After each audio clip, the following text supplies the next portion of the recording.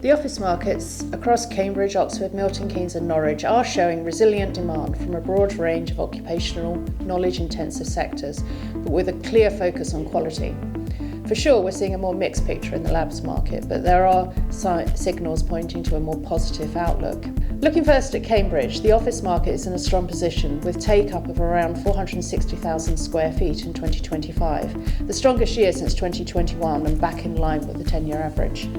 Demand is being driven by innovation-led occupiers, including major commitments from Arm and AstraZeneca. Science and technology businesses now account for the vast majority of office take-up, feeding broad-based demand for high-quality office space. This has in part been supported by funding related to AI businesses, which reached a historic high in 2025 in Cambridge.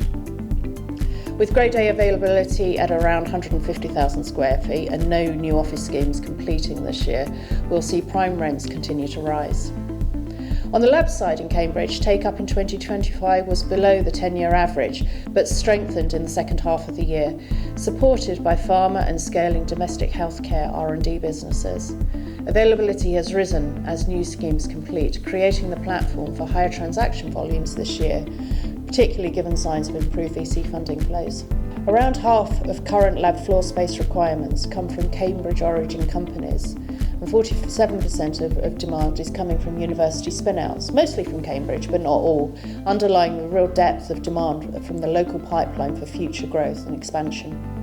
The Oxford office market reflects many of the same themes as its Cambridge counterpart.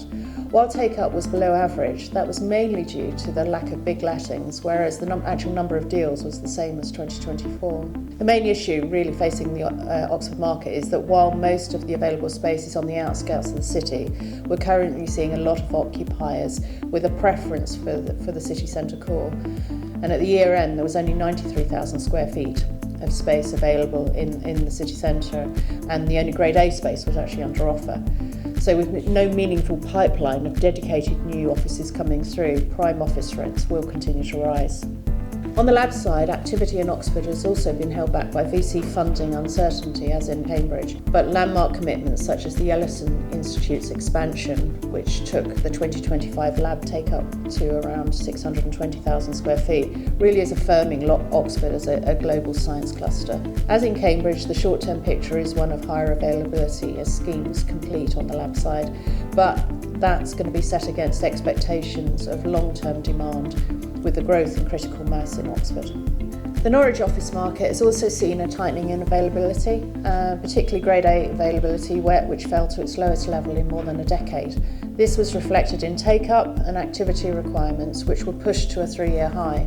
With no office space coming forward, we expect to see annualised rental growth of close to 7% over the next 5 years. It's also important to mention the growth in VC funding to the science sector in Norwich, which reached just short of its historic high in 2025, and we expect this will help the nascent lab market in the city gather momentum.